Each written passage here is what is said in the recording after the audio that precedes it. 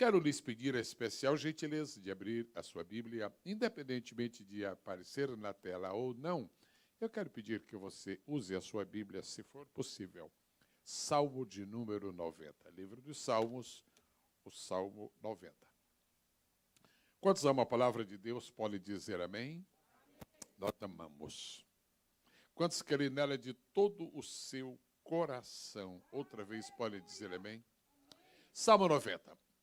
Se já encontraram, mais uma vez, um formoso amém. Nós vamos ler 3 versículos, sejam eles os de número 1, 4 e 12. Eu vou pedir que as vozes femininas sejam ouvidas agora na leitura do verso 1. Por favor, 1, 2, 3.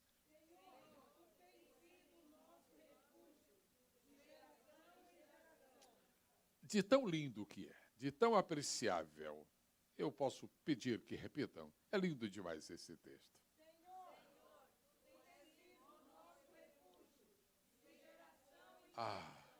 Aleluia. Agora as vozes masculinas estão convidadas a serem ouvidas com a leitura do verso de número 4. 1, 2, 3.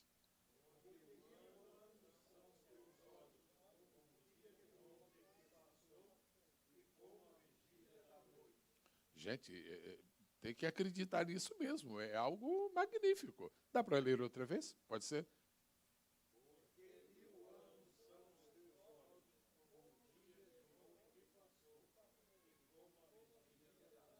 Todos nós agora encerremos esta leitura com o versículo de número 12. 1, 2, 3. Ensina-nos a contar os nossos dias, de tal maneira que alcancemos corações sábios. Se não se ofendem com um singelo pedido que lhes vou fazer, eu lhes agradeceria muito se pudessem recitar este versículo outra vez, com a sua mão sobre o seu coração. Que lindo. É uma oração, é um pedido, é uma necessidade, é algo especial. Ensina-nos a contar os nossos dias de tal maneira que alcancemos corações sábios. Amém. Pode sentar, queridos irmãos. 29 de dezembro de 2019. Parece que foi ontem que estávamos entrando em 2019. Parece que foi ontem, mas já está findando. E será sempre assim até que o Senhor venha. Pelo menos para nós será até que o Senhor venha. Antes de lhes trazer a ideia central da mensagem que o Senhor me tem dado para compartilhar com os irmãos, queria somente lhe chamar a atenção, como não é o foco principal, mas não merece ser esquecido, quero lhes pedir que voltem ao versículo 12. Ensina-nos a contar os nossos dias de tal maneira que alcancemos corações sábios. Isso é uma expressão incomum. Isso é alguma coisa que é fora da lógica humana. Coração não foi feito para ter sabedoria. A função do coração é outra. Mas aqui diz, corações sábios. A vida inteira nós aprendemos que a sabedoria se aloja aqui. Mas Moisés recebe uma revelação de Deus e a transforma num pedido, numa oração, e diz: eu não quero ter apenas uma cabeça sábia. Eu quero ter um coração sábio. É muito interessante isto.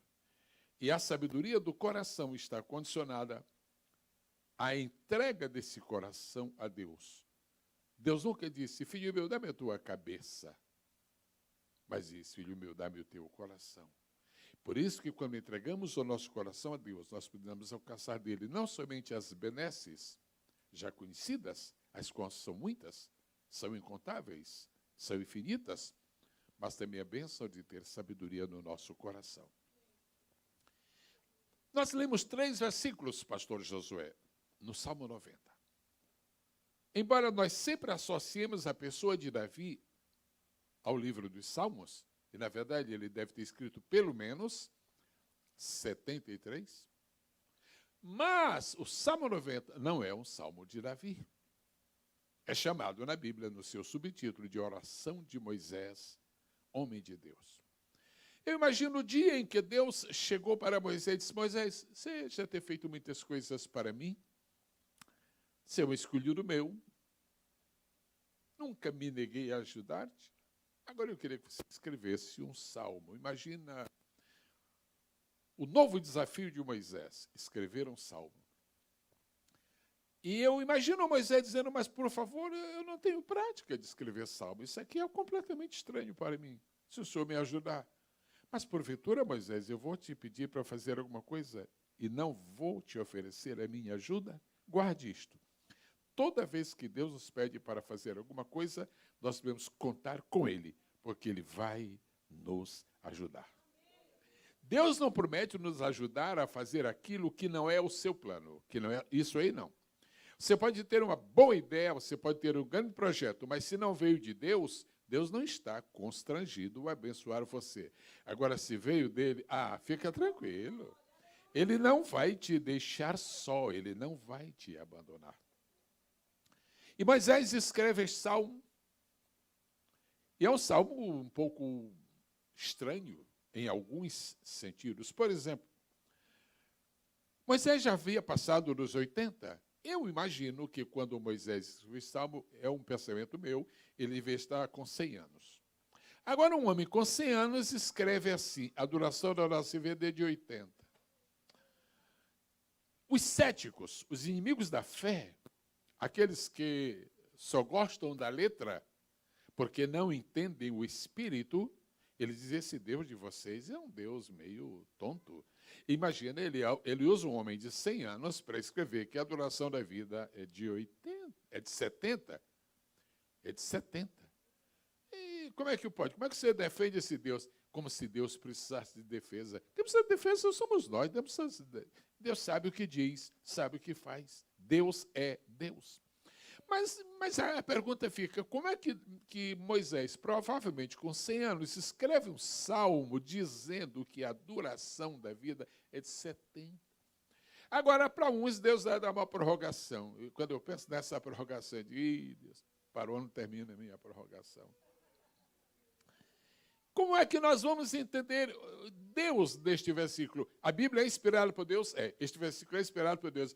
Deus, como é que o Senhor escolhe uma pessoa com 100 anos para escrever um versículo dizendo que a duração de vida é de 70? Mas Deus é muito complacente, acrescenta mais 10, dá 80. E agora, e você, Moisés, quantos tem? Tenho 100, ainda vou viver mais 20.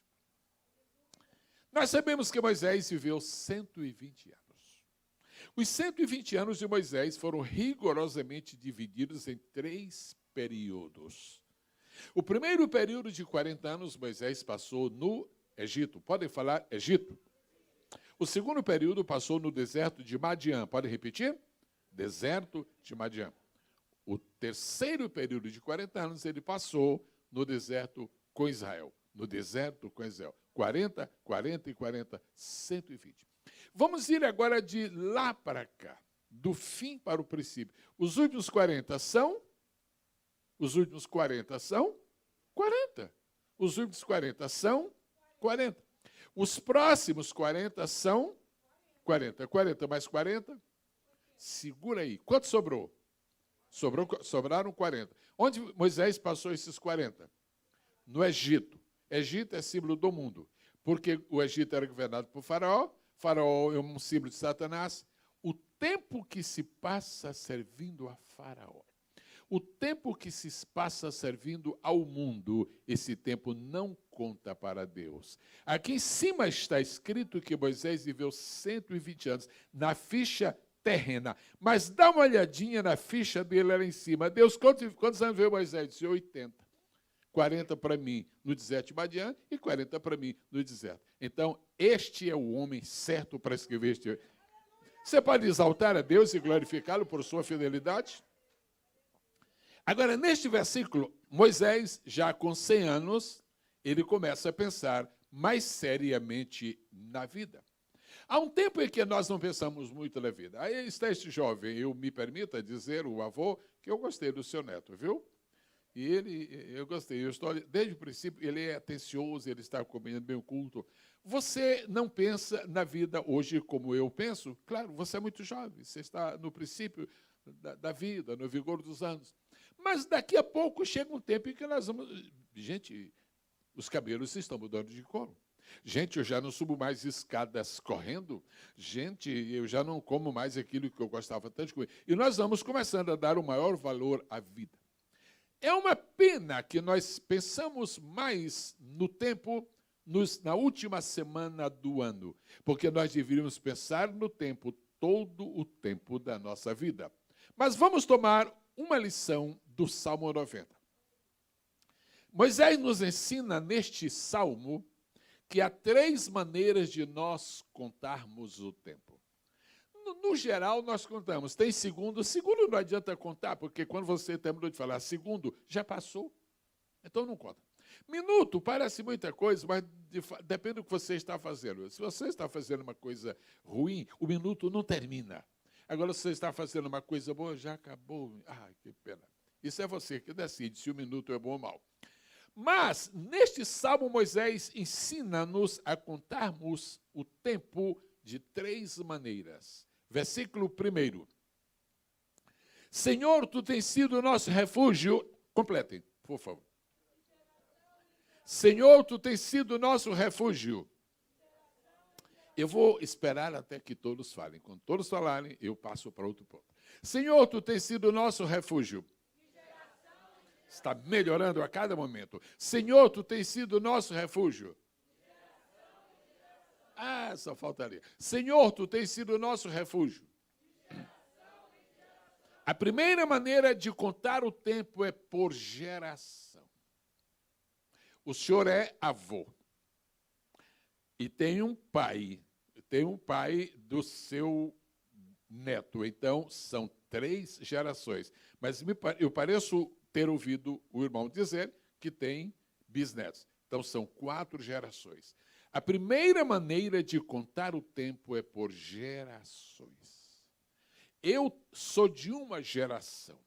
Meu filho é de uma outra geração, a 2ª geração. Meu neto é de uma outra geração, a 3ª geração. E, finalmente, vem o bisneto, que é a 4ª geração. São poucos os felizados que conseguem uma 5ª. Mas 4ª geração. Não se esqueça que o tempo, em primeiro lugar, é dividido em gerações. Agora, você tem compromissos com a sua geração. Eu vi muito um poderoso pregador do Evangelho dizer: a minha obrigação é pregar o Evangelho aos da minha geração. Absolutamente certo. Porque eu não vivi na geração anterior e não estou comprometido com a próxima, então tenho que aproveitar. O que você está fazendo no contexto da sua geração? Não estamos falando agora de minutos, de segundos, de dias, de meses, estamos falando de geração.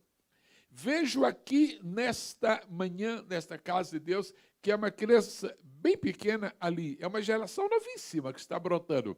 Mas vejo pessoas que, como eu, poucas, embora sejam, já estão um pouco mais adiantadas da vida. Geração. Quando nós sairmos desta geração, a próxima que vier saberá que nós existimos? E aí vem uma questão muito séria. A igreja do Senhor é posta aqui na terra. Os crentes são chamados por Deus para ser igreja, para marcarem a sua geração. Você não pode ser uma pessoa desconhecida do mundo. Você tem que marcar a sua geração. Se você trabalha numa empresa, a empresa tem que saber que você é filho de Deus.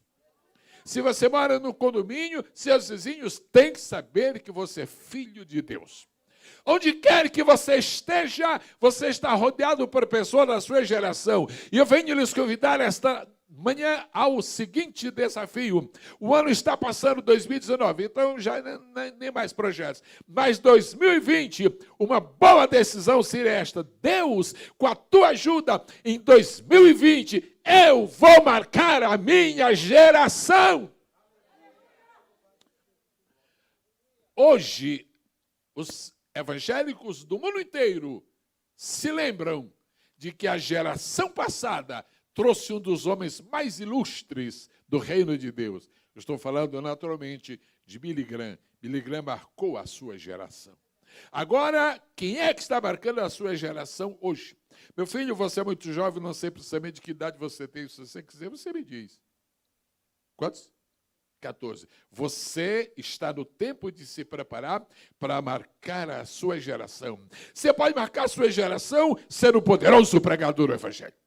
Você pode marcar a sua geração sendo um músico excelente. Você pode marcar a sua geração sendo uma dirigente de ciclo de oração, onde o fogo pega, onde a graça superabunda, onde o poder se manifesta. Marque a sua geração. Não deixe passar a sua geração sem que as pessoas saibam que você viveu, que você existiu, que você plantou. E ainda que você não venha colher, não há problema. Coisa linda é plantar numa geração e colher na outra. Oh, coisa linda.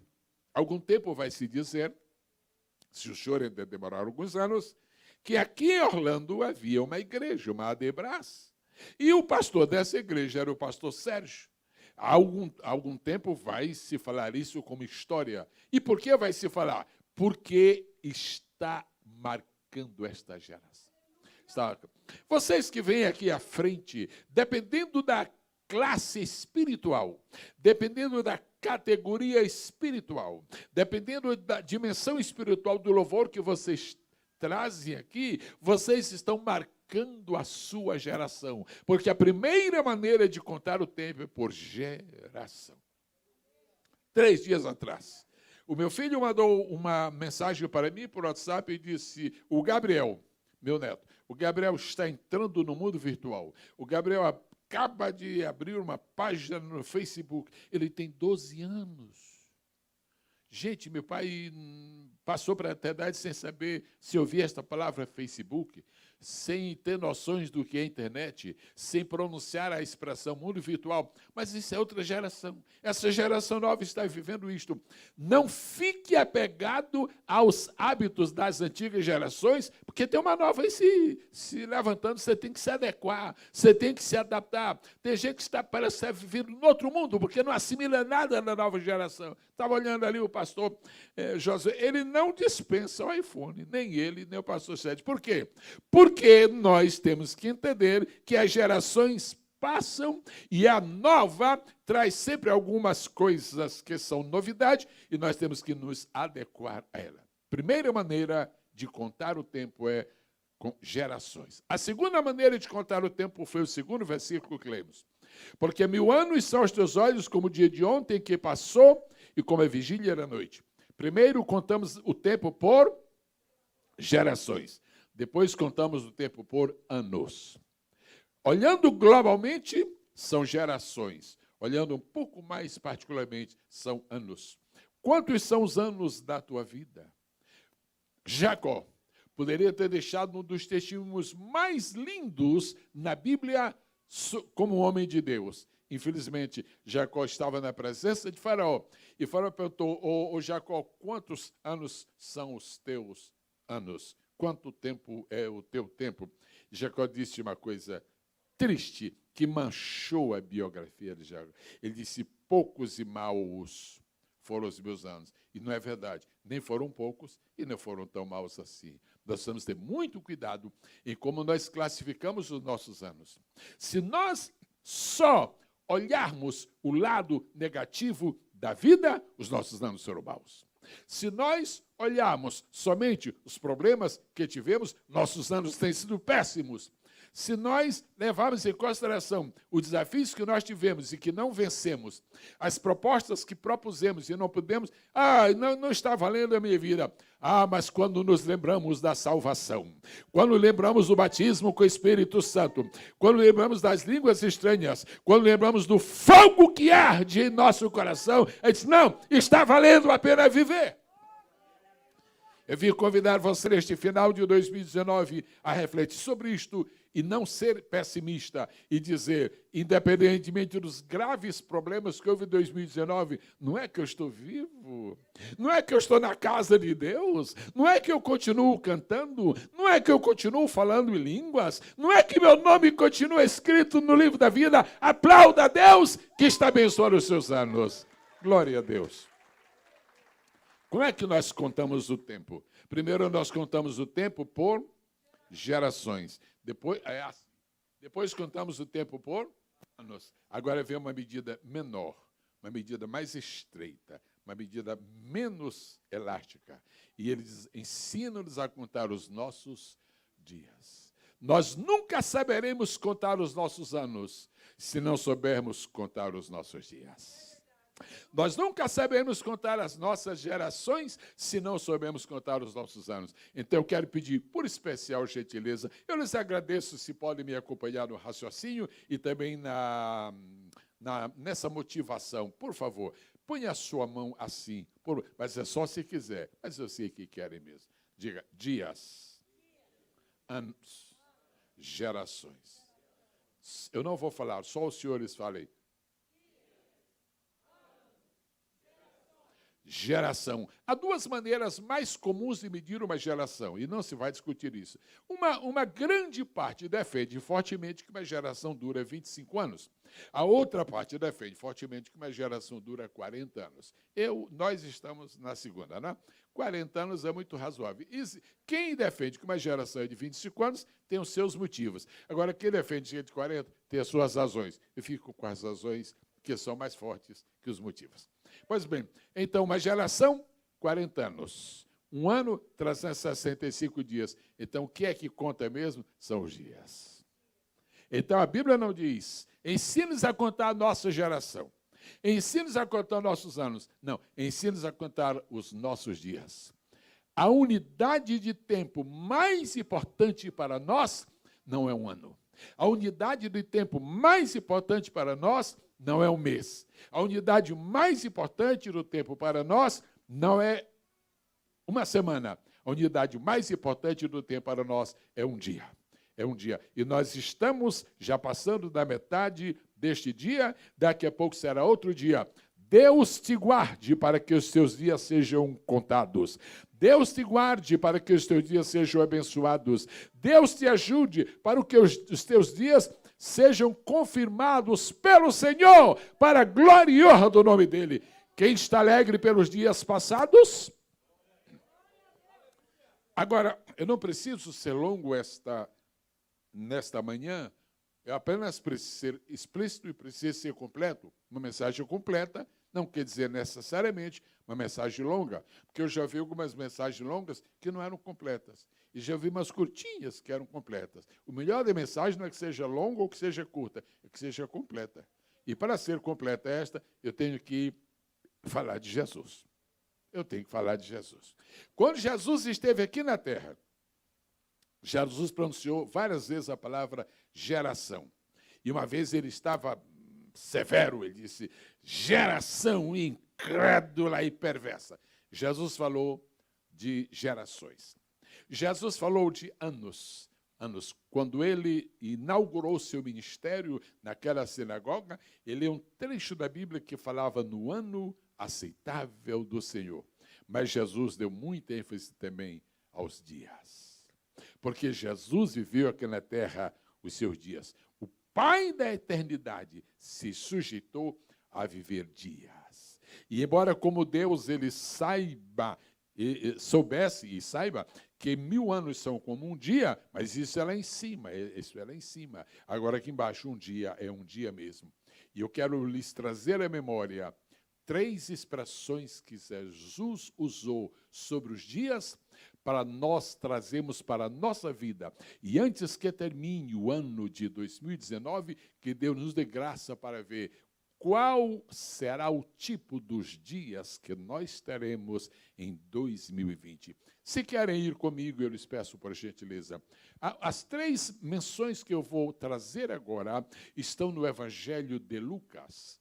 E obrigado por quem usar a Bíblia, obrigado por quem prefere ler na tela. Muito bem. Lucas 4:25. Se eu puder merecer essa gentileza, eu, de antemão, agradeço. Alguém poderia ficar de pé e ler Lucas 4:25 e ler bem forte para que os captadores da voz possam... Já temos ali o nosso querido... Ok.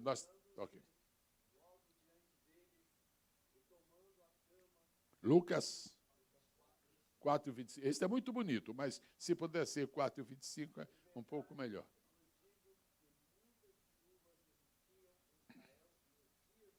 Quando? Muito obrigado. Quando você honra a sua geração, você será identificado como uma pessoa que teve seus dias. Vai se dizer sempre, vai se continuar a dizer sempre, nos dias de Martinho Lutero, nos dias de Jonathan Edwards, nos dias do profeta Ezequiel, nos dias de Spurgeon, nos dias de Billy Graham. Será que daqui a algum tempo, quando as pessoas se referirem a estes anos que nós estamos agora, será que vão dizer nos dias de Sérgio, nos dias de Josué? Será que vão dizer, se você marcar a sua presença neste mundo, os dias futuros lembrar-se-ão dos dias passados como seus dias? Que coisa interessante. O que eu quero dizer é que Deus pode levantar uma pessoa e ajudá-la de tal maneira que ela se torna uma das pessoas mais importantes nos seus dias. E Jesus disse, havia muitas viúvas em Israel. Agora, Jesus está querendo referir-se ao fato de que uma viúva foi escolhida. Mas eu estou para ser o instrumento de milagre, mas o meu foco agora é este. Diga comigo, dias de Elias. Dias de Elias. Quanto tempo faz que Elias viveu aqui na terra? Só digam sim ou não. Mais de 100? Mais de 500? Mais de 1000? Mais de 2000? Faz muito. Mais de 3000? Como é que um homem viveu milhares de anos atrás e nós estamos lembrando dos dias dele agora? É porque o homem de Deus, seus dias serão sempre lembrados. O homem de Deus, os seus dias serão sempre lembrados. Onde está Elias? Está lá em cima, ele não morreu, ele foi arrebatado. Ok, mas Jesus lembrou os dias de Elias. Eu quero pedir que você veja agora, porque Jesus só fez 3 referências, e eu estou trazendo 3, as 3. Lucas 17:26. Uma outra pessoa. Será que nós teremos uma pessoa de sexo feminino? Para ler agora, Lucas, já está de pé, não passa. Lucas 17:26. Vejam bem o que Jesus está falando. Em primeiro lugar, Jesus disse, dias de... Agora veja Lucas 17:26. Quem? Eu vou lhe fazer uma pergunta. A senhora que está de pé deu a palavra, eu lhe agradeço muitíssimo a participação. A senhora se lembra o nome de outra pessoa que viveu no tempo de Noé? O nome? O senhor se lembra? Alguém se lembra? Alguém se lembra? Não lembramos. Não, o nome. Não, o nome. Não lembra. Numa ocasião em que havia milhares e milhares de pessoas na Terra, nós só nos lembramos de uma pessoa justa, e que tem comunhão com Deus, ainda que não se conheça mais ninguém, ele será lembrado. Obrigado. Ele será, nos dias de Noé. Nos dias de Noé. Eu quero pedir que o povo de Deus diga, dias de Elias. E agora, dias de Noé.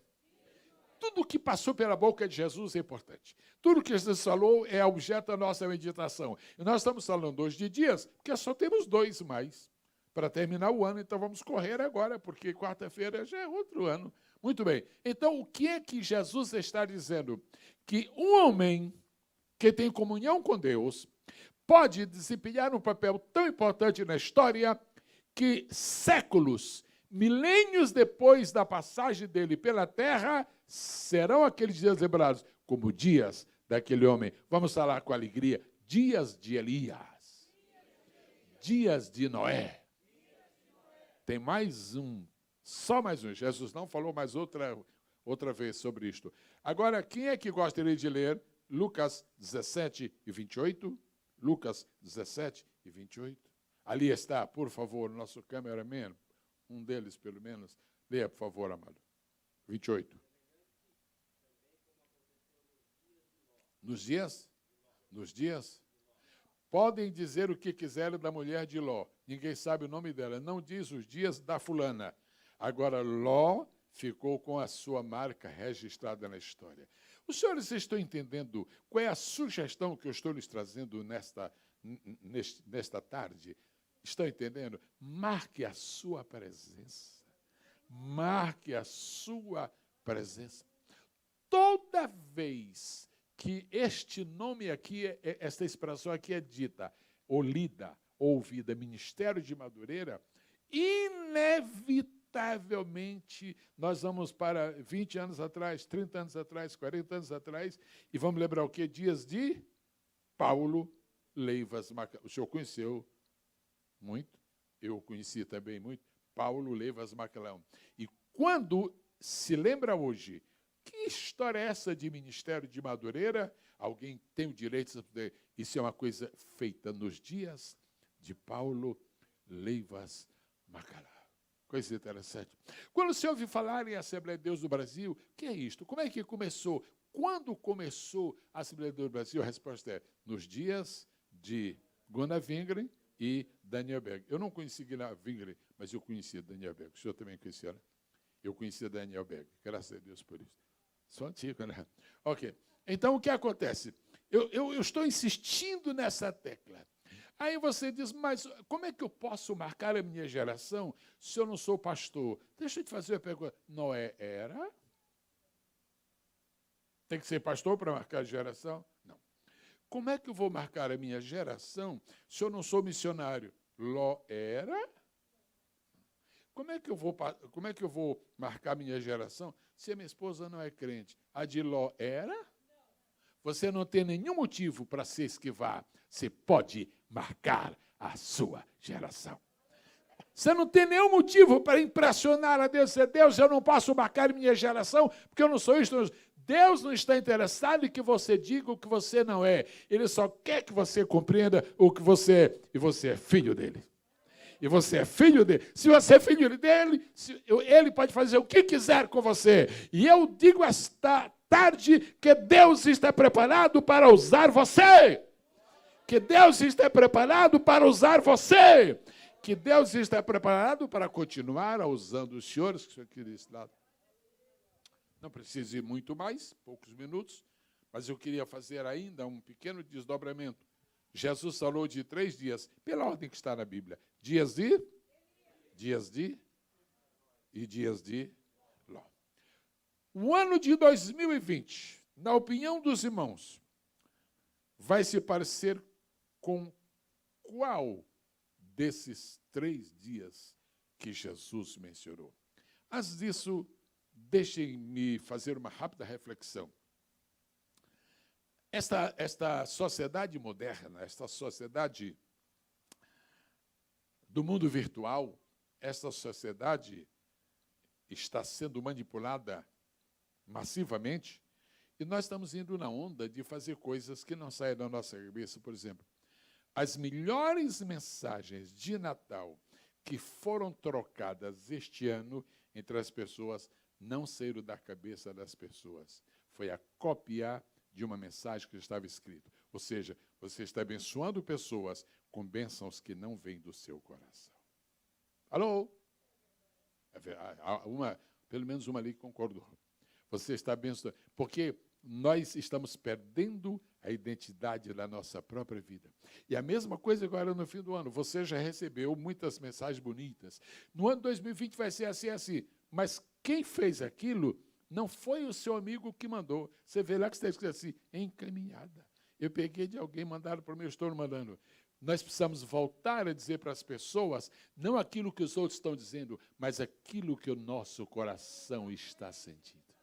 É por isso que a igreja não pode deixar de se reunir, porque na sua casa você copia e cola. Mas aqui você está ouvindo o que Deus está falando. Deus está enchendo o seu coração. Muito cuidado para você não se tornar um agente transmissor de mensagens muito bonitas, mas que nunca passaram pelo seu coração. Nunca passaram. Quem está compreendendo o que eu estou falando? Não é verdade isto?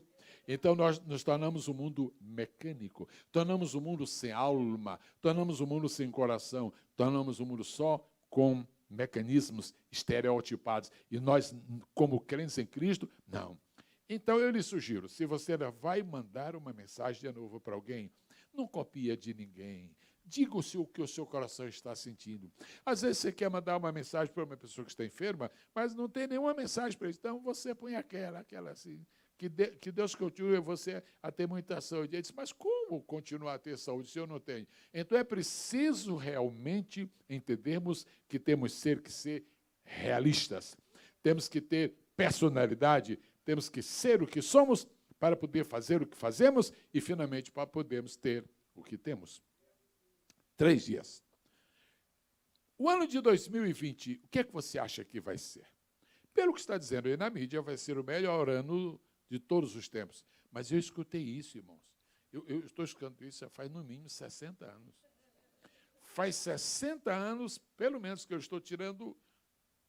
Acho que eu devia pôr mais, 70. Faz 70 anos que eu escuto dizer, o próximo ano será o melhor. O próximo ano será melhor. Todo ano se diz a mesma coisa. Agora, hoje eu estou usando a Bíblia para imaginar como serão os dias. E não me tenho como um profeta do Apocalipse, naquele sentido de trazer mensagens de assombração. Não sei o que é assombração. Mas me permito também que tenha os pés no chão. Eu quero predizer, eu quero prever, eu quero declarar que, no meu entendimento, ao ler a Bíblia Sagrada, o ano de 2020 será ou como os dias de Elias, ou como os dias de Noé, ou como os dias de Ló. E isto, se não for igual aos 3. Estou esperando muitas bênçãos para 2020. Estou esperando muito novo poder para 2020. Agora, eu não posso ter ilusões. Se você dormir, se você negligenciar, se você ficar quieto, o mundo vai continuar como está, mas você não vai ver transformação nenhuma. Então, ouça-me. O que será 2020 depende de 2 pessoas, de Deus e de você.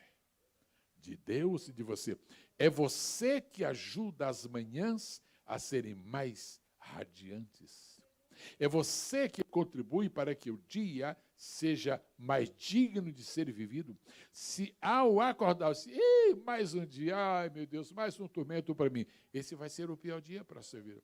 Agora, se você acordar e diz, este é o dia que Deus fez, aí você sabe que virá alguma coisa. O ano de 2020 será como os dias de Elias. Agora, não me tenha por negativo, porque eu vou chegar a um final, claro, positivo. Eu não sou pregador tão negativo assim. Mas o ano de 2020, irmãs e irmãos, será como os dias de Elias. Eu quero pedir-lhe a gentileza de fazer a mesma coisa que eu estou fazendo agora. Só a mão esquerda, por favor. Muito obrigado. É só por um minutinho. Agora eu estou com o microfone na mão, não posso fazer, mas põe a mão direita no mesmo nível. Assim. Obrigado. Só por um minutinho. Você tem 2 mãos erguidas. Algumas coisas de 2020 serão exatamente como os dias de Elias. Agora, outras coisas de 2020 serão exatamente como os dias de Elias. Obrigado. O que eu quero dizer? As coisas negativas dos dias de Elias vão se repetir em 2020. Mas eu tenho uma notícia boa. As coisas positivas dos dias de Elias vão se repetir em 2020. Vamos pensar em 3 coisas negativas que houve nos dias de Elias. Primeira, uma seca. Uma seca. Eu tenho autoridade para chegar e dizer, irmãos, não haverá seca no mundo em 2020? Eu não tenho autoridade. Eu tenho autoridade para dizer, irmãos, vocês vão nadar no dinheiro em 2020. Eu não tenho autoridade. Deus não me falou isso. Não está escrito isso na Bíblia. Eu tenho autoridade para dizer que os dias de Elias, que Jesus disse que vão se repetir, então serão assim. Primeiro, o 2020 poderá ser como o dia de Elias. Em muitos lugares deste mundo poderá haver seca. Haverá muita gente que não vai conseguir emprego. Haverá muita gente que vai perder o emprego. Haverá muita gente que não vai conseguir ter sucesso. Dias de Elias. Os dias de Elias continuam. Segunda coisa negativa dos dias de Elias: o inimigo continuará a ser cruel para conosco. Não pense que em 2020 o inimigo vai abrandar. Em 2020, o inimigo vai continuar a ser cruel, vai continuar a tentar você, vai continuar a perseguir você, e como no tempo de Elias, uma nova Jezabel ainda poderá querer se levantar para matar você. Isto vai acontecer. Número 3, o 2020 será como o dia de Elias. E como foi o dia de Elias? Haverá momentos de inquietude interior. Haverá momentos em que você vai achar que a morte é melhor do que a vida. Elias teve esse momento. Vai haver momentos em que você vai achar que não vale a pena prosseguir. Dias de Elias. Agora, imagina se eu terminasse essa mensagem aqui. Ninguém ia dar nem a paz do Senhor. Ninguém ia nem cumprimentar, ninguém ia ser embora. Pronto. É seca, é ataque do inimigo e são conflitos interiores. Agora, deixa eu te dar uma boa notícia. Os dias de Elias são dias em que cai fogo no céu. Aleluia! E para 2020 eu tenho o direito de esperar que será como no dia de Elias. Os dias de Elias serão dias em que os profetas de Baal e de Azera serão desmoronados. Os profetas de Baal e de Azera serão desmoralizados. Comece a glorificar a Deus agora, porque embora vai haver seca em 2020, haverá fogo. Aleluia! Eu quero levantar minha mão e agradecer a Deus, porque vejo que os dias de Elias precisam se repetir. Apesar de Elias ter passado um momento, eu vou usar a palavra certa. O negócio de Elias foi depressão. Não adianta eu querer maquiar, foi depressão. Agora, apesar disso, deixa eu dar uma boa notícia. Quando Elias estava na caverna, quando Elias estava na caverna, quem aparece lá? O Deus de Elias. O Deus de Elias, o Deus de Elias. Eu não quero sugerir que você estará numa caverna, mas as cavernas continuam a existir. O problema é que alguns crentes acertam com o endereço delas. Caverna nunca vai deixar de existir. O problema é você conectou mal o seu GPS e você põe na direção da caverna. Desconecta o teu GPS, tira da direção da caverna e põe na direção do Monte Horebe, e põe na direção da bênção, e põe na direção da revelação. Então, ainda que você tenha conflitos interiores de 2020, eu estou sendo realista. Não estou trazendo mensagens que alguém propôs para despachar e monetizar um pouquinho também o seu canal lá do YouTube. Não, eu estou dizendo que o Deus de Elias vai continuar com você, mesmo que seja na caverna. Aleluia, aleluia, aleluia. Então, a pior coisa do mundo não é uma caverna, se Deus está nela. Vou repetir. A pior coisa do mundo não é uma caverna, se Deus está nela. A pior coisa do mundo, ao invés de ser uma caverna, pode ser um palácio. Herodes morava num palácio, mas Deus não estava ali. João Batista morava no deserto e Deus estava com ele. Acabe morava num palácio e Deus não estava ali. Elias foi parar numa caverna e Deus estava ali. O importante não é nem onde é que você vai estar, é quem vai estar com você. É quem vai estar com você. É quem vai estar com você. Eu declaro esta tarde, no nome do Pai, do Filho e do Espírito Santo, Deus não vai abandonar você. Deus não vai deixar você sozinho. Glorifica a Deus e ofereça o aplauso que Ele merece. Pastor, o que você acha de 2020? Vai ser como o dia de Elias. Pastor, caverna sim. E Deus na caverna. Pastor, depressão. Pode acontecer que seja um trauma psicológico. E aí? Aí Deus chega com a voz mansa e delicada. Maravilha, Deus. Se é para ser assim, eu até aceito uma outra. Em segundo lugar, Jesus disse, vai ser como nos dias de Noé. Eu declaro hoje, com uma convicção baseada na Escritura Sagrada, que 2020 será como nos dias de Noé. Vamos ver o lado negativo, essa mão esquerda. O que houve de negativo nos dias de Noé? O dilúvio. Já houve tsunami? Para ver um dilúvio não está muito longe. Os dias de Noé poderão ser dias de dilúvio. Eu falei de seca, e agora estou falando de dilúvio. Eu falei do Nordeste brasileiro, onde não chove, mas também poderia ter falado do lugar onde está chovendo demais.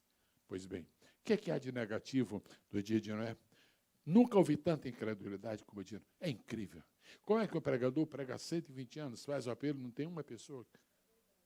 Irmãos, 120 anos pregando para não conseguir uma pessoa para acreditar na sua mensagem, ou a sua mensagem não presta, ou o povo incrédulo mais. A mensagem presta. Então, o povo que não é. A humanidade vai continuar a ser a mesma humanidade dos dias de Noé. E tem alguma coisa boa para dizer do dia de Noé? Enquanto o povo estava sendo incrédulo, diga comigo, cada dia o povo era mais incrédulo. Agora, vamos passar essa. Cada dia, a arca estava ficando mais bonita. Deus, esta segunda-feira, olha aí, Deus, o povo está mais incrédulo hoje do que a semana passada. Não é? Dá uma olhadinha na arca. Ela está maior hoje do que... Está continuando. Não olhe para a incredulidade das multidões que não ouvem sua mensagem. Olhe para a arca que está pronta, que é poderosa, que é única, que é perfeita, que garante, que é suficiente. Quantos glorificam a Deus pela arca?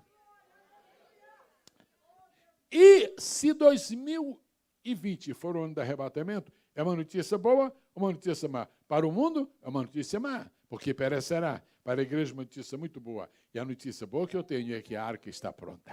A arca está pronta. Quem aplaude ao Senhor porque a arca está pronta? Estou lhes trazendo uma mensagem de fim de ano com características bíblicas e não mera futurologia barata dos sites de autoajuda. Em último lugar, Jesus disse, dias de Elias, dias de Noé. E o último lugar, na sequência da Bíblia, é como nos dias de Ló. O que você acha que está ruim nos dias de Ló? Em que sentido 2020 vai se parecer com o dia de Ló? Olha, irmãos, eu acho que 2020 vai parecer mais com o dia de Ló do que até com o de Noé e Elias. Não é brincadeira, não. Olha, é o lado moral, a decadência. Todas as pessoas sérias, de bom senso, reconhecem que a imoralidade, a ausência de moral no mundo está atingindo um nível nunca antes imaginado e atualmente está se tornando insuportável. Dias de Ló.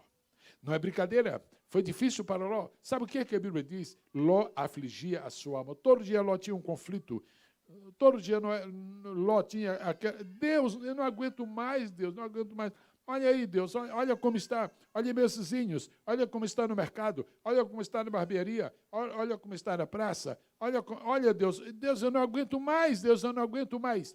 Nós vamos sentir em 2020 isto na pele. É que o mundo estará mais pecador, que o mundo estará mais contaminado, que o diabo estará trabalhando muito. Agora você levantou a mão para ver o lado negativo do tempo de Ló, mas tem a outra. Nos dias de Ló, que foi que a Bíblia diz que aconteceu, 2 anjos foram à casa de Ló, disse, vemos te tirar desta terra que o Senhor vai destruir. A boa notícia que eu tenho é que vai continuar a ser 2020 um ano de livramento. Um ano de livramento. Isso aí eu posso predizer sem nenhum medo.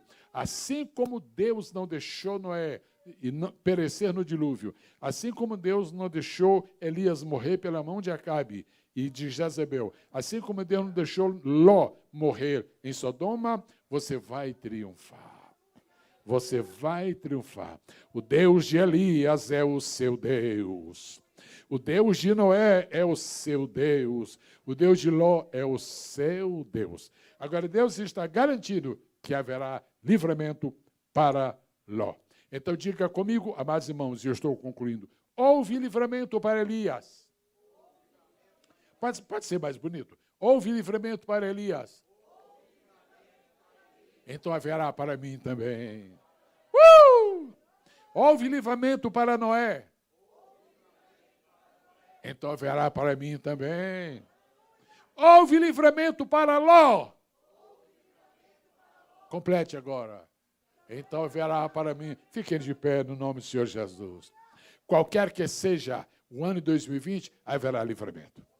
Qualquer que seja a situação do mundo em 2020, haverá livramento. Não importa o que as manchetes vão dizer em 2020, a palavra de Deus é esta. A garantia que eu estou... Não estou dizendo que o ano 2020 será um ano de paraíso na terra. Isso não está na Bíblia. Estou lhe dizendo, qualquer que seja a situação do mundo em 2020, haverá livramento. Haverá livramento. Haverá... Esta palavra é para ti, porque tu és o adorador desta casa.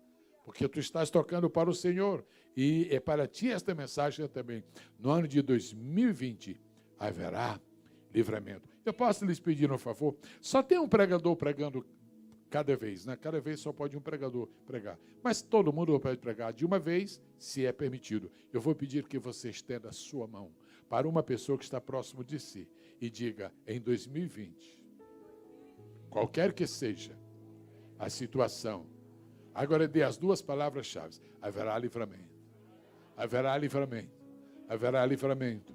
Eu estou anunciando da parte de Deus que o ano de 2020 será um ano de livramento. Será um ano de livramento. E será de livramento é para a igreja, como foi para Elias. É para a igreja, como foi para Noé. É para a igreja, como foi para Ló. Você está temendo entrar em 2020? Não. Agora a pergunta final é esta que alguns querem fazer. Pastor, o ano de 2020 será melhor ou pior do que 2019? A resposta eu tenho na ponta da língua. No ano de 2020, o livramento será maior. O senhor quer nisso, pastor Sérgio? Se você quer nisto, põe a mão no seu coração, por favor, e diga, Deus, eu creio, depois de ouvir a tua palavra, que 2020, para minha vida, será o ano do livramento. Como foi para Elias, como foi para Noé, como foi para Ló. Deus livrou Elias porque era justo. Deus livrou Noé porque era justo. Deus livrou Ló porque era justo. Deus livra você porque você é da igreja justificada. A justiça de Deus é nossa. Se nós queremos celebrar o ano de 2020 como ano de grande livramento de Deus para o seu povo, o tipo de aplauso que você der vai dizer o tipo da fé que você tem. Deus abençoe.